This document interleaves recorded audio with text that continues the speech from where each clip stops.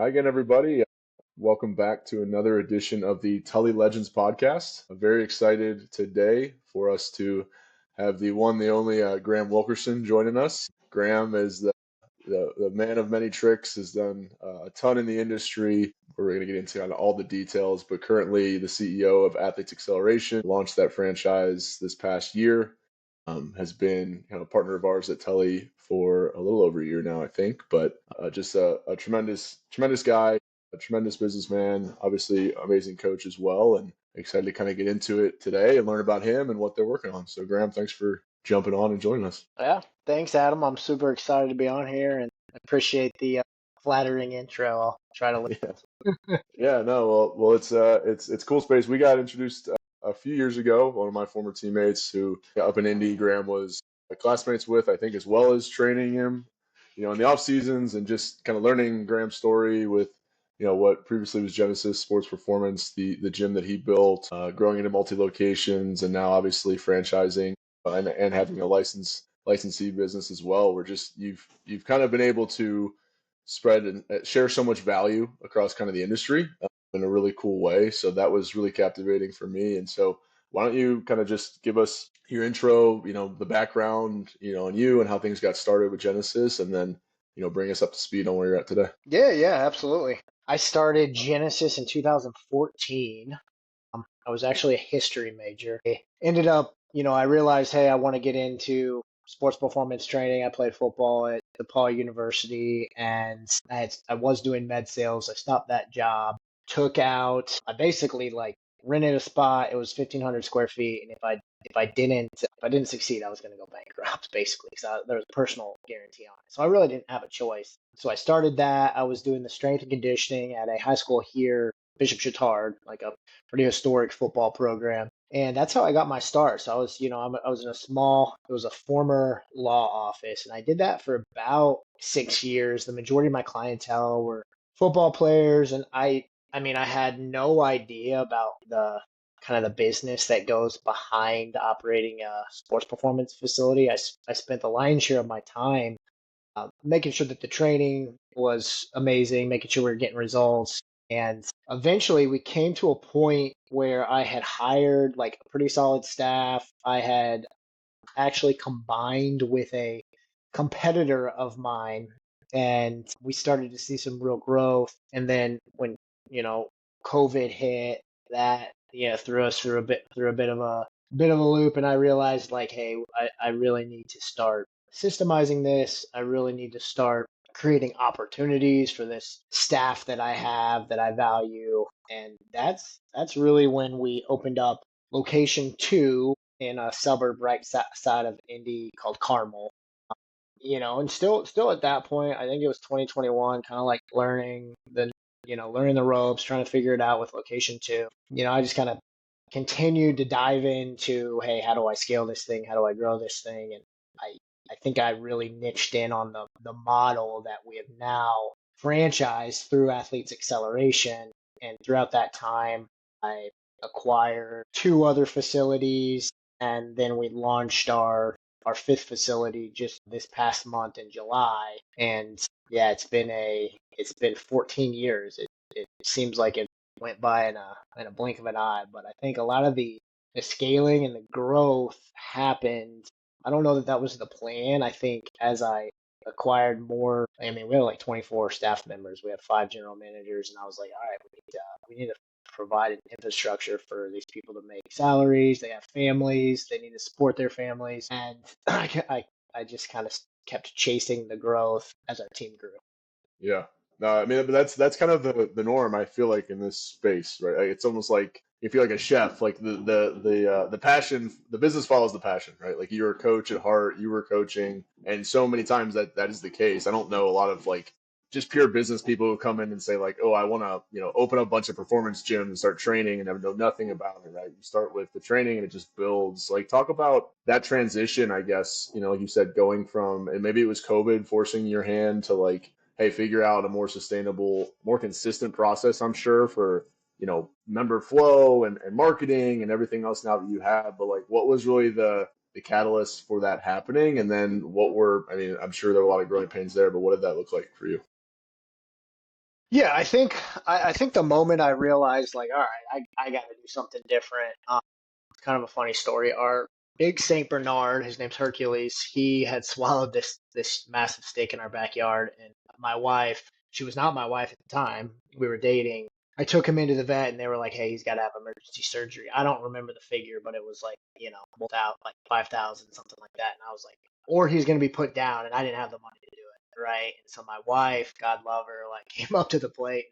She paid for this surgery, and then I was like, man, I'm working like 60 hours a week, and like I'm having to call on the girl that I'm dating at the time to save my dog's life. Like I need to figure something out here, right? Yeah. So that was really like the moment for me. Like, hey, we need to figure out how to scale this thing. So like I am not chained to the floor, 60 hours a week, and so that I can actually like provide an income to support a family, hopefully one day, right? So that was the first kind of thing that happens, and it was. Yeah, I tell gym owners this all the time. Sometimes they want to kind of remove themselves a little bit from the coaching. It wasn't done all at once. Like it wasn't, hey, here's your new staff, I'm out of here, because that would have led to a ton of attrition. It Yeah. was just one day. Wednesdays, I remember it was like, hey, Wednesdays, don't call me, I'm working on the business. Yeah. And I remember like instituting some email marketing, just like really hitting like leads hard, calling people, and I saw how much we grew just from that one day. And I started making, KPIs, KRAs for our staff, ensuring that they were succeeding in their positions. And I mean, like, I want to say, this was a few years ago, but we went from like 50 to 70K just off that. And then that's when I was like, this is monthly recurring revenue. And that's when I saw like, hey, this is something that I need to kind of start removing myself and focusing on so I can provide the Yeah. future for the business and the rest of the staff. Yeah, that makes sense. I mean, the attrition you always talk about, I think this is such a transient business. I mean, for the athletes, whether you're at, very young youth, high school, even college, and even professional, like, the biggest facilities in the country and the world, when I was playing NFL, I was there for like 2 months out of the year and then you're gone. So there's this constant attrition, right, with your clients, with your members. How do you guys look at that? I mean, I think that's such a huge piece of this. It's one thing to grow, but then not only keep your current customers, but then just go with the seasonality of training in different groups. How do you guys look at that systematically? How do you approach it, and what goes into it on the kind of the floor itself? Yeah, I think that's a question that kind of plagues the sports performance industry. It's inherently like it has seasonality, right? I call it the boogeyman of our industry. However, I talked about this last Friday.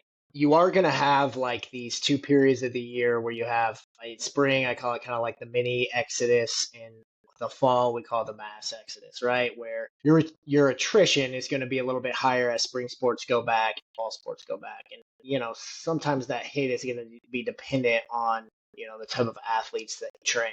However, you should be able to have like some massive November, December, January, May, June, and July's. And so I tell people, you're going to outpace that attrition, and you'll have your critical number that you want to hit. And if you can average that throughout the year with your big months and then your lower months, like it's okay. There's tons of seasonal businesses that are super successful. So I think we have to think about it like that. Like we are we are in the business of training athletes for sports. So if they have to leave for their sport, like, it is what it is. Like that's what you Yeah. got into this for. You didn't get into this to just like train athletes. You got them ready to play their sport. So they're going to play their sport, and that's okay, right? And there are inherently a ton of things that we can do to improve retention and ensure that the service is amazing. If we are losing kids, like hopefully we're losing them for a little bit of time in the season and they're always coming back.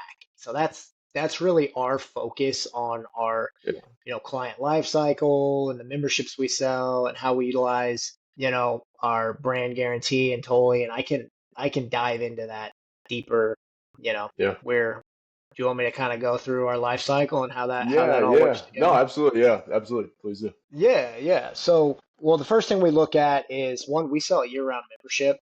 We call it our athlete development program membership. Essentially, that membership flexes with the athlete's seasonality, right? So it's priced a little bit lower. We acknowledge they're going to be in more during off season, less in season. And, part of this is we're trying to ensure that, the max velocity outputs that we train don't decay in season if they're not doing a lot of that. Which sometimes, they're lifting, they're doing conditioning, they're not hitting that as much. So that's the bucket we want to fill in season. The second thing we do, we're looking at the first 100 days of the client's journey. We use data from Joey Coleman, Never Lose a Customer Again book. And essentially, he found that if your first 100 days are botched or they're not amazing, it's 20 to 70% don't stay past 3 months, right? If you kill it on the onboarding, most clients stay upwards of 5 years. So like that first 100 days is integral to us. And we begin with, getting some testing, doing some data on the front end, right? We track all of our metrics through Tully. We run a 90-day guarantee, and we're looking at the athlete's speed, agility, and power in our assessment. And in that guarantee, we say, hey, if they attend at least 2 times a week, we'll see a mile per hour improvement in speed and a 3-inch increase on the vertical. So our 90 days or our 3 months culminates in this athlete getting a laminated report card with their progress. They get to take home. The athletes love it. We also send that to the parents. And then throughout that journey, there's cards being sent, there's calls being sent, or there's calls being made. They go through a pretty extensive onboarding process. We're just ensuring that the experience is amazing when you sign up for the gym, and it continues to be as long as you're amazing. Yeah, that makes a ton of sense. So the data piece, of course, like that's what we live in Tully, and I see the value. So many times we talk to like gyms and facilities that aren't doing anything. I mean, they don't objectively track, and I think there's like from my athlete side, it was always like there's 2 reasons why you're going to train with somebody. It's like the service side, which is like the human element. Like I love Graham, he's awesome, we have a great time, like makes me feel great, but then also the result side. And I think what's interesting is people I hear it all the time, I'm sure you do too. What do you say to gyms that are sort of like, well, we have great customer service, we have great relationships, we don't really need to like track it and show it objectively. Like I think we've got great relationships. Like what do you say to those folks? Yeah, so that's a great question. I would imagine it like this. So, say you have, most of us are training youth and high school athletes. Their parents are involved in the decision-making process. Their parents aren't the ones on the training floor. They can't necessarily see that relationship and feel that relationship. They can hear it secondhand from their kid, but I think you need some sort of objective data to present back to the parent. And like, I like to think about it like this. You get that 3-month report, right? Your kid comes home, they're super happy. You see that they've improved their speed by whatever it was, a mile per hour. Then, maybe you're at a baseball game. A parent next to you mentions hey, Johnny's looking fast. Yeah, he's been training at Athletes Acceleration. We just found out he improved his speed by a mile per hour.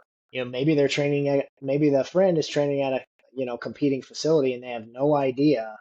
I don't know what my kid runs. Like we didn't get any report. Like who wins there? Who wins the market there? The people that are providing the data, right? Yeah, exactly. Yeah, I mean that's so huge. Like especially as anytime like you go to the car shop, a mechanic, it's like if I don't know, you're telling me it's better, you're telling me it's fixed. There's always like that doubt in your mind. And I think early on for us, we tried to poll parents and do surveys, and it was always like, yeah, I paid 6 months for this training, and I had no idea if like my kids got better or not. Like they said they did, and everyone has the eye test, but what can they're getting bigger and stronger, and so I feel like for you guys, it's a little scary. I mean, maybe was it scary at first to have that guarantee, to feel like, are we really gonna like put ourselves, because there's variables outside of your control, right? What if Adam just shows up and doesn't work hard, and now we're on the hook for this guarantee? Did you guys hesitate around that? Like stick your neck out like that? Yeah, I mean, there is some attendance-based stuff in there. Like you have to attend at least 2 times a week, right? We do have a pledge that we have them sign at sign up, just like talking about like, hey, you need to be training with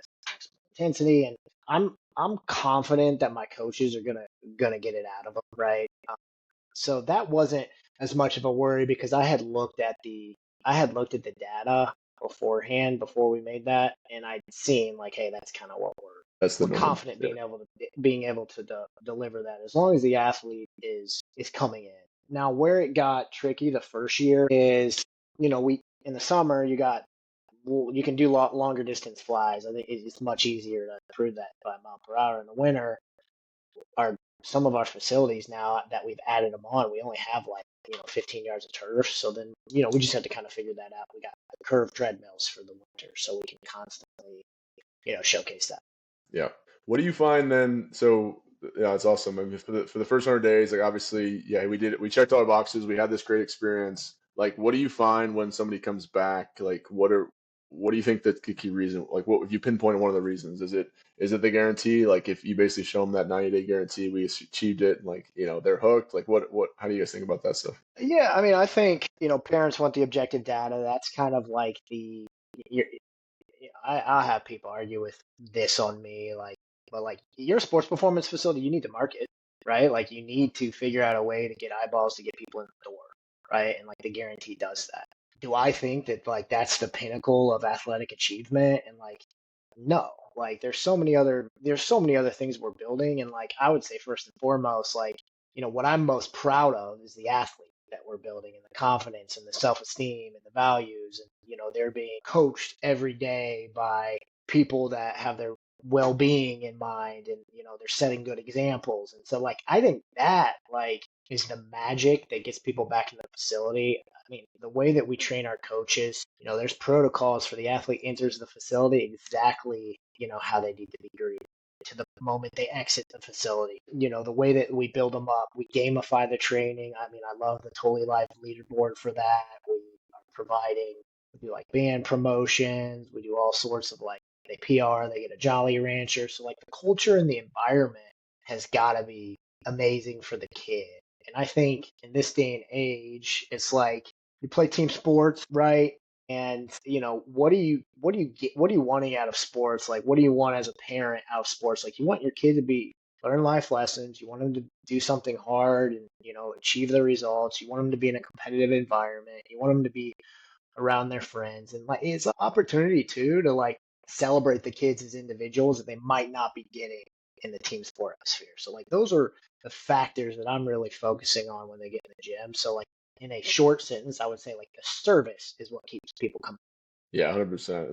That's something we really focused on. I think understanding when talking about data and analytics and the sports tech, it's become the headline, unfortunately, and I think it's never for me for us been about like coach replacement. There's no wearable device. Like that's not the experience. The experience is working with you guys and your coaches, and data, as you put it, data is kind of the fuel for that engine, right? It helps support and it helps drive, so that you guys can give out Jolly Ranchers or the giveaways, and like, but you got to know that and see it, and it's got to be tangible and it's got to be objective, and that way, you kind of do. Where have you guys gone? So in your whole journey, I'm sure you've been exposed to all these technologies, hardware, software, like data tracking. Like where have you found the kind of that happy medium? Like, just talk about that. I know we meet with gym owners all the time. They've got like 4 different systems and they've got this device doing this, and it's can become a lot. Like, what do you recommend? What do you tell gym owners to kind of, how do they think about technology in their Yeah, I facility? mean, I think you can get a little bit like lost in some of that. And, this is coming from someone who's training like the majority like youth and high school athletes. I'm not speaking about this like I'm training, NFL players for combines or anything like that. The majority of our athletes are fourth grade through seniors in high school. So that's really what our training is tailored to.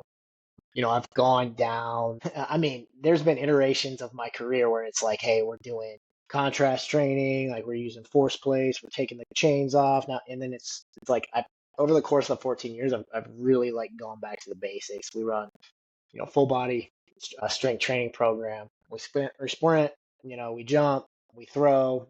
In terms of the tech, we utilize lasers, we utilize the OVR jump, and then we utilize VBT. But outside of that, like especially at the athlete analysis, like I'm not doing mid-thigh pulls, like I'm not, looking necessarily at like a bunch of asymmetries or anything. Like I'm just that's the data that I like to use. And I use it because that's what the most powerful message is to the parent.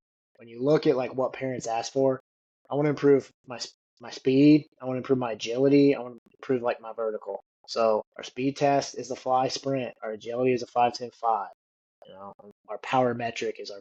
Yeah, that's awesome. Yeah, and I've heard you say before too, like also for being in the private space, understanding like who are you complimenting? You're complimenting a lot of times the schools or the clubs, the teams. There's some training happening. A lot of that historically is the weight room. Like that's usually covered. And I know you've said this before. Like understanding where's your niche, like what's not being met, the need is not being met. Usually in the sprint, the speed, the agility, the overall athleticism, whether it's time, resources, knowledge at those locations.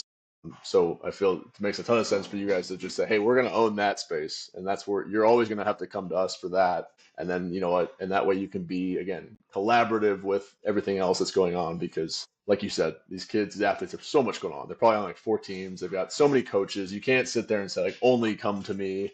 I'm the Right. expert and don't ever do anything else, which makes a lot of sense. So this industry is like seems like it just continues to grow like more and more. I'm not that old, but like, 15, 20 years ago, it was kind of hard to find a place to train, like a gym or like anything outside of like the school. I mean, what we like to predict the future, like where do you see the space going? Obviously, I know where you guys are headed with that's athletes acceleration, but like where do you see the space going? What's kind of the next frontier in youth and high school like performance training? I mean, you see private equity has entered the space, right? There's the franchises, there's big sports performance companies that are backed by private equity. There's all sorts of tech entering the game. I think then you talk about the NIL, recruiting's changed, right? I mean, it's interesting. It's a bit of the Wild West. I think for me, like our North Star is going to continue to be like ensure that we are, I don't want to just sound cliche, but like building better humans as well as the athlete. Like we need to ensure like the service is utmost. We need to ensure like the self-esteem is created. We need to ensure that the confidence is created. We need to recognize, like at the end of the day, even with all the new opportunities for athletes, like not everyone's going to play Division 1 sports, right? So how do we set them up for life, outside of that? So that's our North Star. That's what we're focused on. We actually just launched kind of a new, I'd say, like marketing approach where we're going like athlete first marketing and a little bit less on the metric defined like this is the result, and a little bit more on like, hey, this is, what the experience is. I kind of want to zig when everybody's zagging, right? Yeah, no, that's awesome. Yeah, I mean, 15 years for me of like competitive athletics is always, you remember the people, the relationships, like especially, and it's such a cool space on the training. You spend so much time with, working out and it's year round. And like I'm sure you still do and your coaches do, you build that relationship with these kids, these athletes, and that stuff matters way more. I couldn't tell you like what the workout was, or I know you're getting better, but like, yeah, that's such a cool approach. And I don't think that'll ever be replaced or can be replaced, or nor do we want it to be replaced. Yeah, tech can't replace that, right? So like that's what I want to lean into. Yeah, that makes sense. Well, I appreciate the time, Graham. What's any news on your end? Anything to kind of promote? We're going to share all of your information. And for those who don't know, Graham has puts out a ton of awesome content for business owners and gyms and just on the fundamentals. I think he's again been a huge resource in the industry. But anything new facility? What else? Any big announcements for you guys coming up? Yeah. I mean, we have our fifth facility launching, I think, and then we have the Athletes Acceleration franchise. We have 4 or 5 new members there, and essentially, we run a conversion model to help, existing sports performance gym owners where they don't necessarily have to change their brand at all.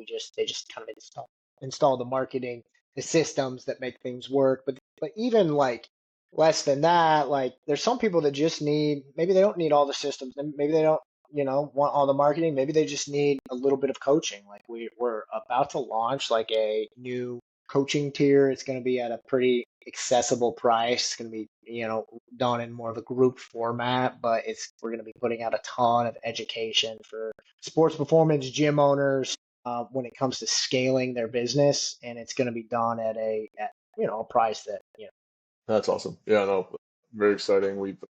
From our side, we've obviously been able to work with you guys for a while now, but also, we've worked a lot of gyms that even if it's just you've had a conversation with, I think you've really helped a lot of folks. We've been able to have a front row seat to kind of watch their businesses grow and thrive and navigate all this crazy Wild West. So, Graham, appreciate the time. Again, Graham Wilkerson joining us today and look forward to continuing to watch the development in the next couple of years. Thanks, Adam. Appreciate you Thanks, having Graham. me on.